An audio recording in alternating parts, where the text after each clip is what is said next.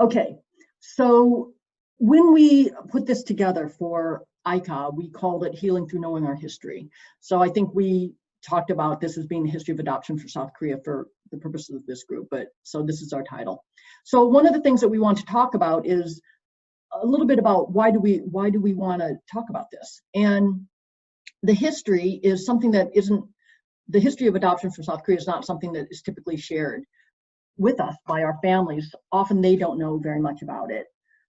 It's not really, we don't get this through culture or society. It's not something we're taught in schools. So growing up, maybe we didn't think very much about it. And maybe we were given some limited information, or maybe we got misinformation. So some of us grew up, or maybe many of us grew up in isolation. So learning about our history can help us connect our personal experience to our larger collective experience. Maybe we don't know about our own backgrounds, so learning more about Korea and our collective history can be helpful there and can be healing. History is also something that can be seen as having happened a long time ago, but the history of adoption for South Korea is actually relatively new. It's only about 70 years old, and we are part of that history right now. So we are actually living the history. We're writing it and creating it as we speak. I also want to say that studying this material alongside other adoptees, as opposed to studying it on my own, it was a really singularly profound experience for me. Yeah, and as for myself, maybe like some of you, I was interested in studying our history because I knew very little about Korea and international Korean adoption. Growing up, I had an incredibly one-dimensional impression of Korea, of South Korea, as just being a baby exporting nation. And that was kind of the sum of it. And I remember feeling like, wow, that really sucks. What a crappy, country in a way. So learning about the complex causes and conditions and the incredible obstacles and challenges that Korea has dealt with has given me a much more complex understanding of why there's so many Korean adoptees. And it may sound a little bit strange to say, but it's also given me a sense of compassion for the history and for Korea and all that it's gone through. Learning more about our history has also helped me better hold the blessings that I feel that I've been given in being adopted, but also the anger and the grief and the sadness in being adopted.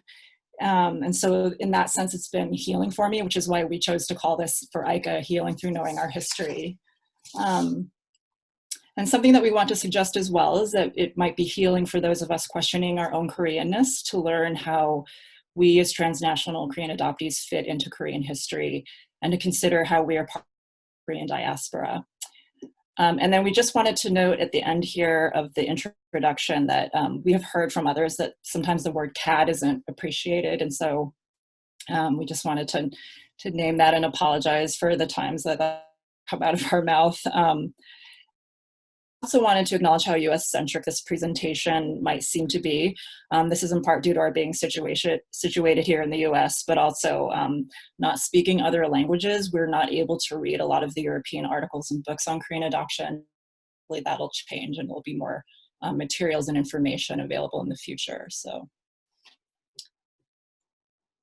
Okay, so now we're going to talk about here are the topics we're going to cover: setting the stage for adoption, adoption takes root, adoption shifts from war recovery to nation building, demand for children grows, adoption hits its zenith, and numbers decline and CAD's return to Korea. So that's what we're going to cover today.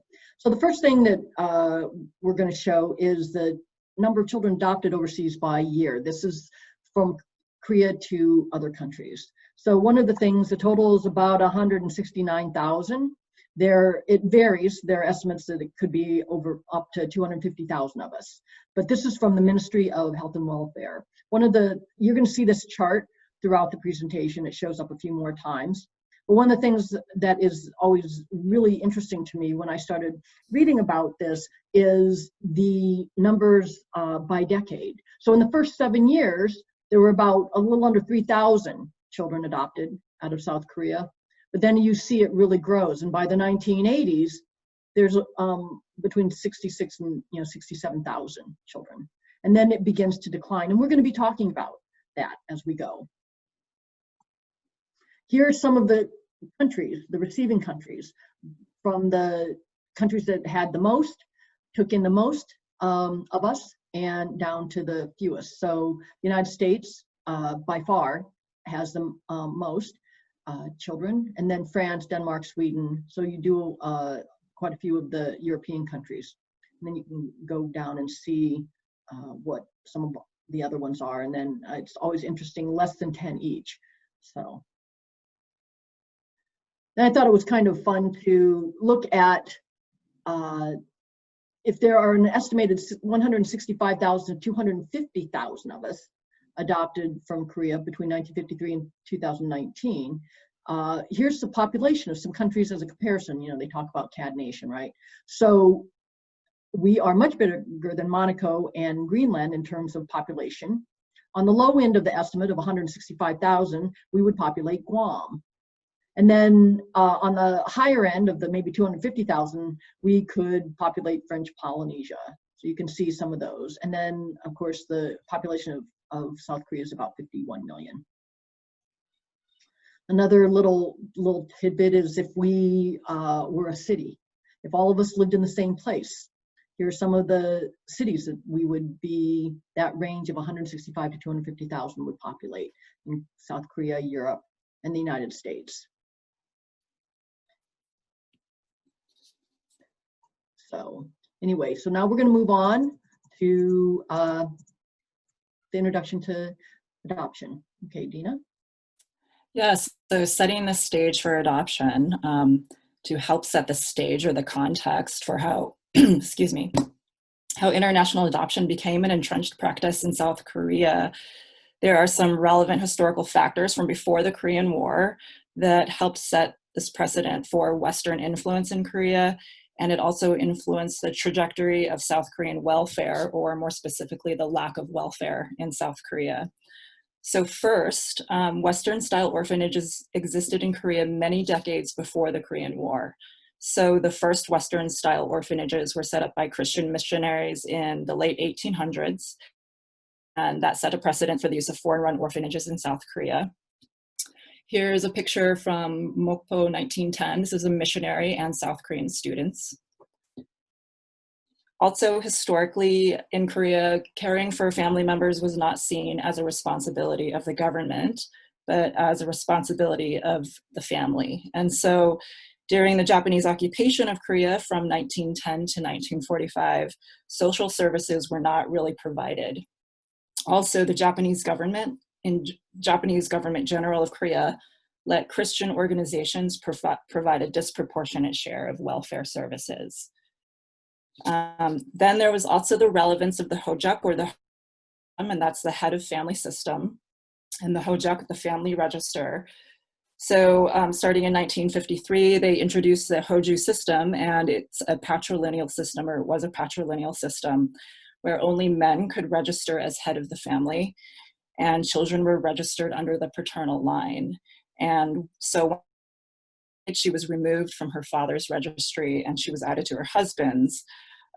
And so basically children belong to their father, not to the mother. And it was necessary to be registered as a citizen to have access to schooling, job opportunities, etc. So if you didn't have a registry, you were basically not considered a citizen. So, and it was only in 2005 that the system was abolished. And as of 2007, 2008, women could now also register as head of the family. So here's a Hojak sample. This is Leslie's orphan Hojak. And so obviously this system had an impact on the onset of transnational adoption in the 1950s all the way through the 2000s. And I don't know if Leslie, you want to talk about this quickly, as your Hojak has a lot of Chinese characters because it's older.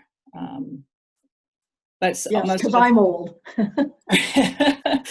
But so, yeah, my brother's even has even more stuff on it because he's even older than me. But yeah, so this the one with all the Hanja, the Chinese characters in it, is mine. As you can see down in the lower right hand corner down there, and I had it translated. So on the right side in the lower part, on the English translation, you can see the mother is blank and the father is blank because they didn't have any information. And then my name is Yu Young Hua, and it's down in the center of the very bottom. So yeah, so we wanted to give an example, and we had trouble finding them online, so I just went ahead and did mine.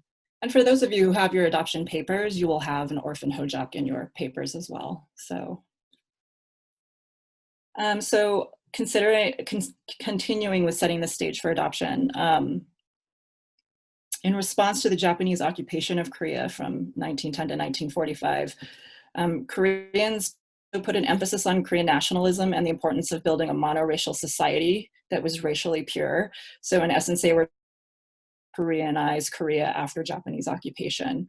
And then, of course, there's the Korean War, which was from June 25th, 1950 to July 27th, 1953. And we just have some slides here of the devastation of the Korean War. So Daejeon, you can see the city was essentially flattened.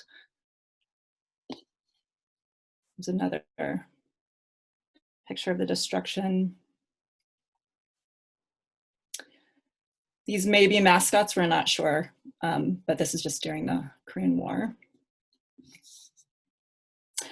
So the war and its aftermath, again, the Korean War was highly destructive, and it occurred just as Korea was recovering from Japanese occupation. And an estimated 3 million Koreans were killed during the war, and the entire peninsula, which is now north and south, was basically flattened. And to give you an idea of the impact of the war, after armistice, South Korea's GNP, one of the lowest in the world, and an estimated 100,000 children were orphaned. And it's estimated that in 1953, there were 239,000 widowed women caring for 516,000 children under the age of 13. And as for comparison, children in institutions at the end of the Japanese occupation in 1945 was 3,000. And by 1957, 4 years after the end of the war, there were almost 50,000 children in institutions. Next, we're going to talk about adoption taking root. So as we had mentioned, in the 1950s, that was the start of international adoption from South Korea. Some of the factors that gave rise to the adoption, or the initiating factors, were humanitarian. Certainly, we saw the scenes of devastation in both what is now South Korea and North Korea. And so one of the factors was the response to crisis that was brought on by the Korean War. Another factor was economic. So Korea did not want to put money into social welfare. They used the influx of money from Western entities to set up orphanages and fund adoption agencies, one way to deal with all the children. Another factor was geopolitical. Korean leaders saw adoption as a way of building goodwill with other countries, and the United States saw continued involvement with South Korea as contributing to efforts to prevent the spread of communism. As Dina said, caring for family members was not seen as a responsibility of the government, but as a responsibility of the family. After the war, since there was no existing social welfare infrastructure in Korea to deal with the need, addressing the issue of orphaned and abandoned children was taken up by humanitarian organizations based in the West, primarily in the United States. The Western welfare model was to work through institutions. So in regards to the situation in Korea, this meant developing and maintaining orphanages. With Western-sourced institutions, there was no incentive for the Korean government to develop the welfare system to deal with the orphaned and abandoned children. This work was basically outsourced to adoption agencies to be handled using international adoption. And then this became a circular pattern. International adoption made that developing other kinds of services were not required. And not having other ways of serving the needs of these children kept international adoption as the most expedient option.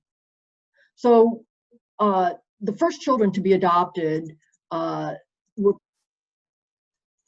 thought to be mascots. They were the houseboys of GIs. So here's one of the first children. His name was Lee Palladino. He was adopted in November of 1953. So there he is with his father, who was a serviceman. And then there he was left about, in the bottom left, about 1 year earlier, and then as he was growing up.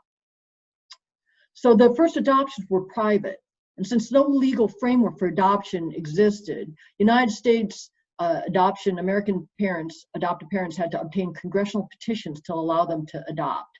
It's really interesting, actually. If you ever go online, you can see some of these. I've looked them up, searched things online, and found some of these original things because they're part of the public record. Though the first Koreans to be adopted were mascots, it was the mixed race children that led to a more systematic effort to remove children from the country. Many of the mixed race children were offspring of Korean women and military personnel serving in Korea. The Korean women and servicemen often met in the camp towns or the kichichon.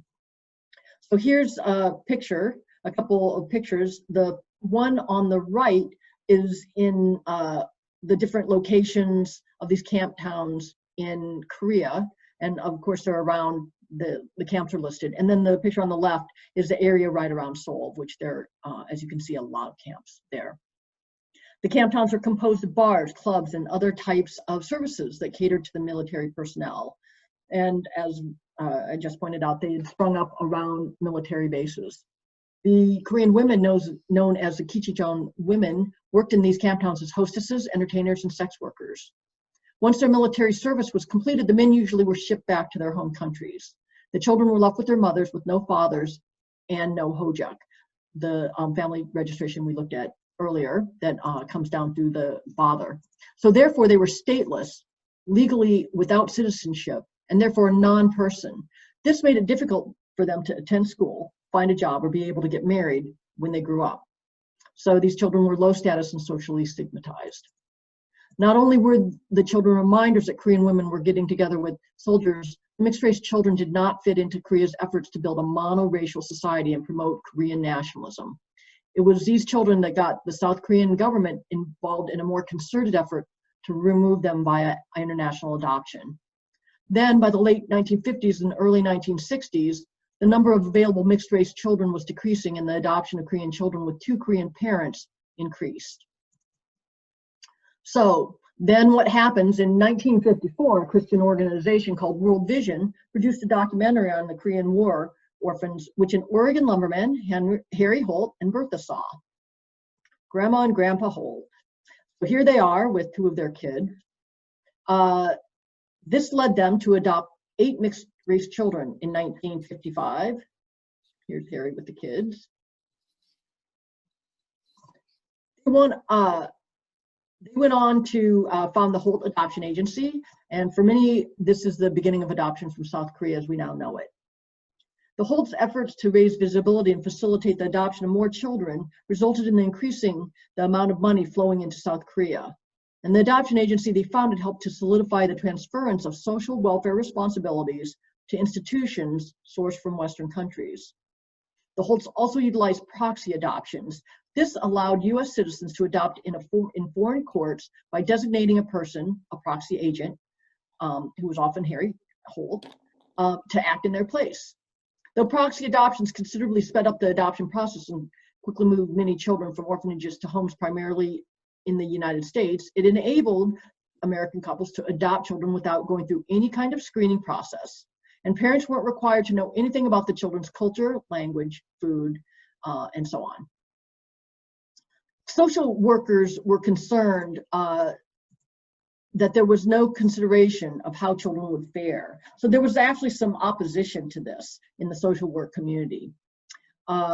They were concerned about how we would be able to adjust to other cultures, and there was no information on the long-term outcomes of uprooting us and placing us outside our home country. There was also a concern about the exploitation of poor countries by rich ones, since international adoption almost always involves transporting children from poor countries to rich ones. So a few other points regarding these early years of adoption. The West during the 1950s was also in the midst, to set the context here, of a post-World War II baby boom. Normative ideas of what a nuclear family should look like had formed.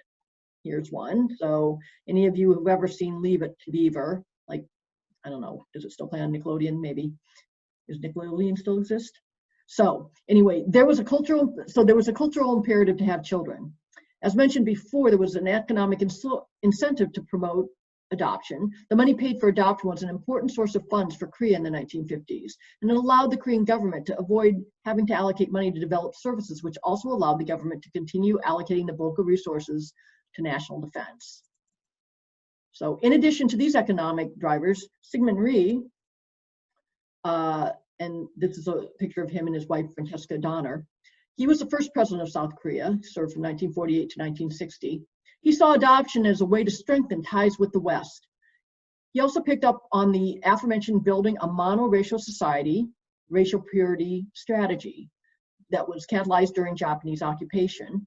He saw this as a way to unify the nation in the face of the recent division.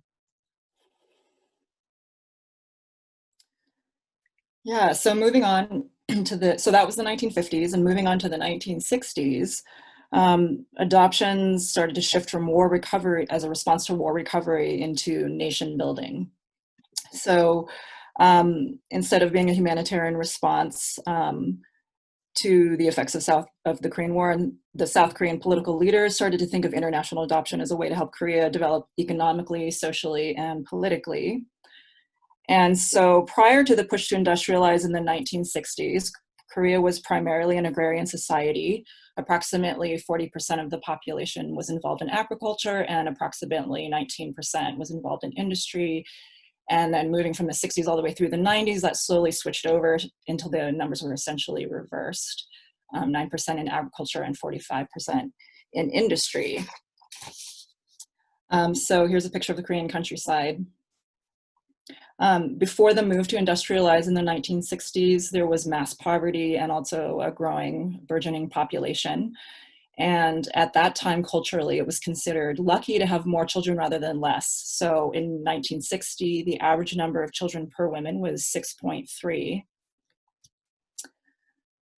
And so after Syngman Rhee, South Korea's president, became Park Chung-hee, and he was the president from 1963 to 1979, and he was a military dictator, and he was virulently anti-communist and also anti-unionized labor.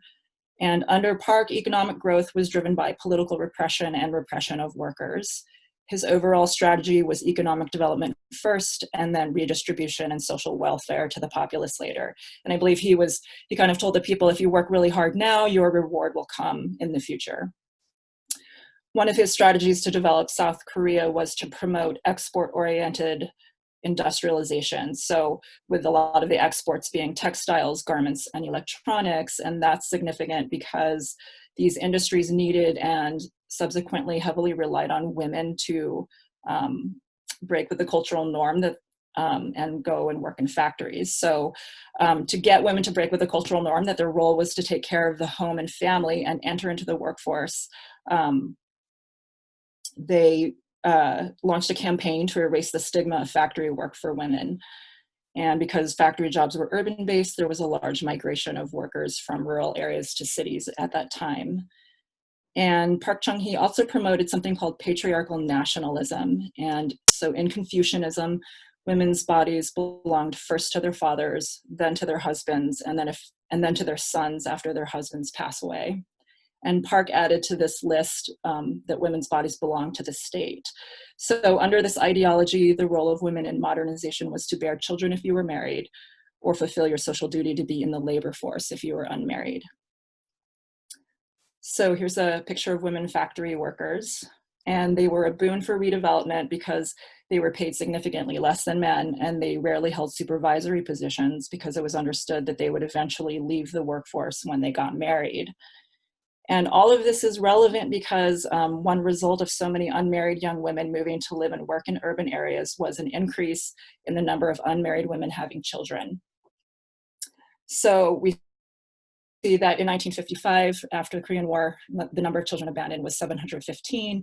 In 1964, that number increases to 11,319. So just a few more points about nation building during this time.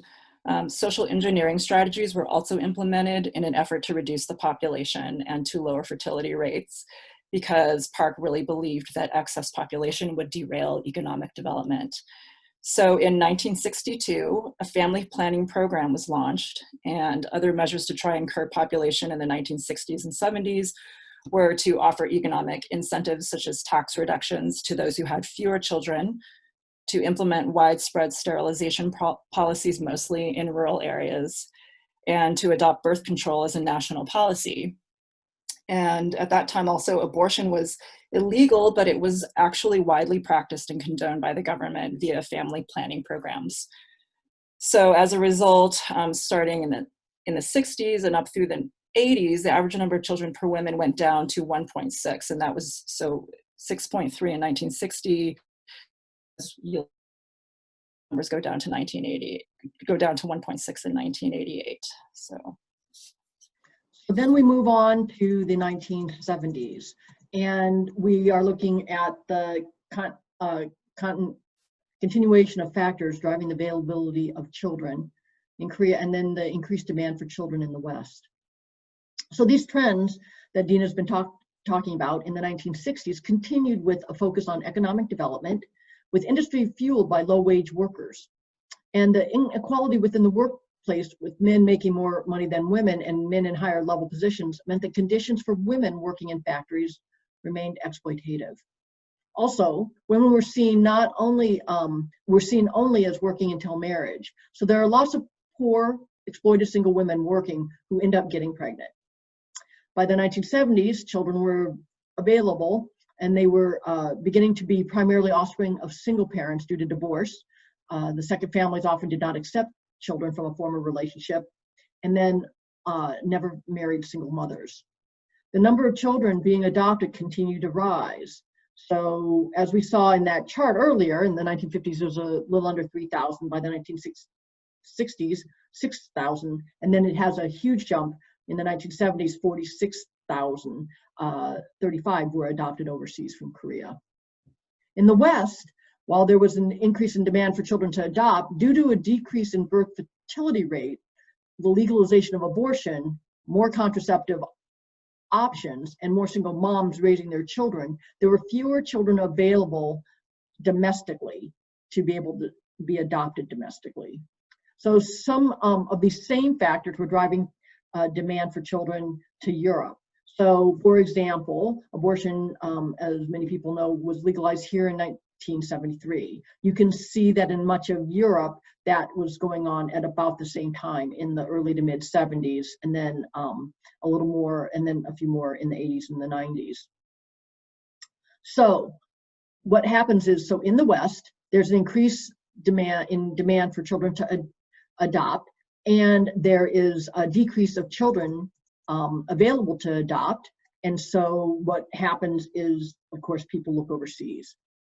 So also, as the number of healthy white babies decreased, there was an increased resistance by Black and Native American communities to have their children adopted to white families. The concern was about depriving children of guidance and dealing with racism, the lack of shared identity, lack of development of racial consciousness. Even with this, the acceptance and even celebration of rainbow families grew, and the demand for babies from Asia grew, given the factors we've talked about above, about how there are not as many children available, and also not as many children of color available because of the controversy surrounding the adoption of Black and Native children here. So then, 3 decades, moving on to the 1980s, 3 decades after the end of the Korean War, adoption actually hits its zenith. So here's a chart of the number of children adopted overseas by year. Maybe you can take a moment and find the year that you were adopted and see the number. And you can see that for the totals under the 1980s, it's 66,511, the highest number, the highest decade. And in the 80s, Chun Doo-hwan, who was another military dictator, president from 1980 to 1988, was a big proponent of adoption as a way to build ties with the West, continue to build ties with the West. And in the 80s, single mothers were the fastest growing group of birth or first mothers. And it's estimated that 2 out of 3 adoptions at this time were children of single mothers who tended to be in their 20s and 30s and educated, actually, unlike how people in the West think of single mothers being in their teens. And in Korea, it's thought that if social welfare and social acceptance were greater, they might have been able to keep their babies because they were older and educated moms. South Korea has started to expand social welfare, but that expansion neglected women and single mothers. And so single moms had to rely on adoption agency-run maternity homes. And the first of these homes were started and funded by Christian organizations, with more than half run by the three major adoption agencies that many of you have heard of: Holt Social Welfare Society and Eastern Social Welfare Society. And the women staying in these homes were encouraged to relinquish their children for adoption. And so by the mid-2000s, it's estimated 70 to 95% of women in these maternity homes did relinquish their children. So. It's also estimated that foreign adoptions in the 1980s were bringing in 15 to 20 million to the country per year. And then something happens, though, in the 80s. The Summer Olympics happened, and Korea, or South Korea, was criticized by both the West and North Korea for the number of adoptions. So here's this cover of criticizing South Korea: babies for sale, South Koreans make them, Americans buy them. And as a result, after peaking at 8,837 adoptions in 1985, the number of adoptions in 1988 was 6,043, and then in 1989 it went down to 4,191, and the numbers continued to decrease into the 1990s. And so here's a slide again, and you can look at the decline starting in 1989 and see that the numbers start to go down from there.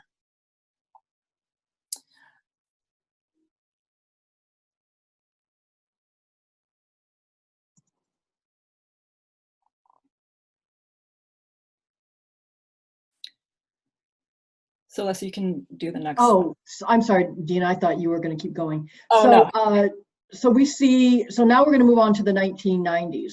So there are two things to note. First, the number of overseas adoptions from Korea continues to decline until the 1997. And what happened then was the International Money Fund, or the IMF crisis, occurred. And then the second thing that was going on in the 1990s is Korean adoptees start to return to Korea in greater numbers.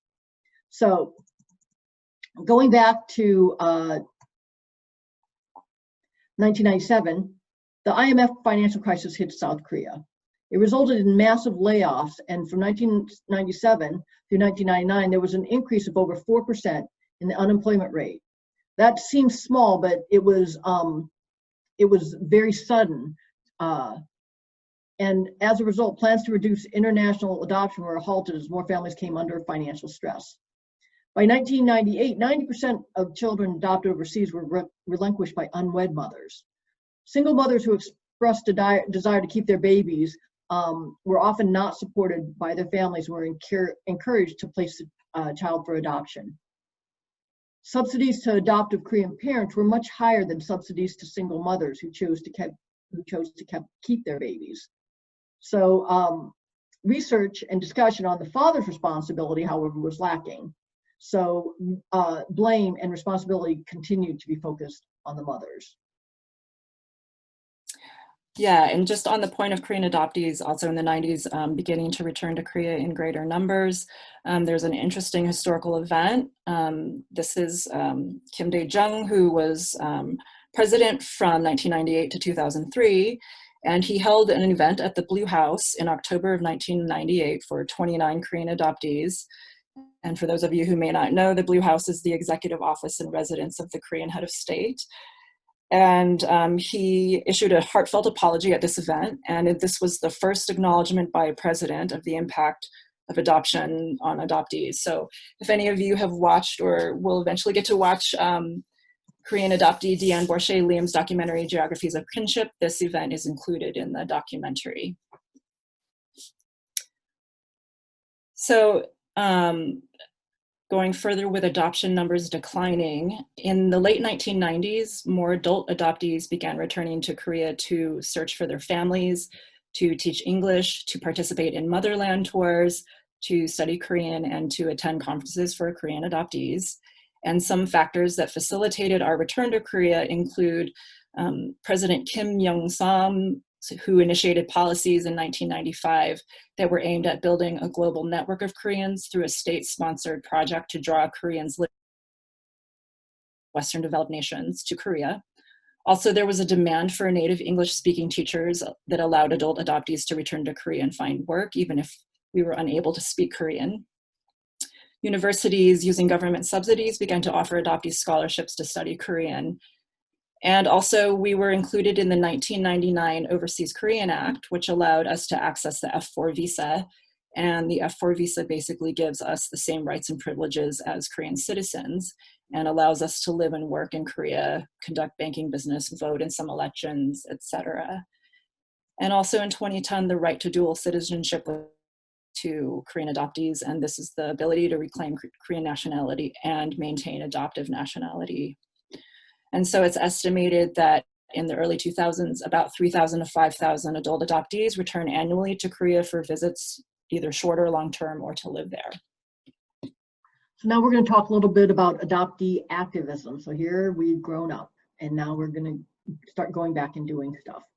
So this chart lists 5 key organizations engaged in adoption-related activism and or advocacy work in Korea since the late 1990s and early 2000s. There's some of our predecessors, our meaning, those of us who work in groups here at home.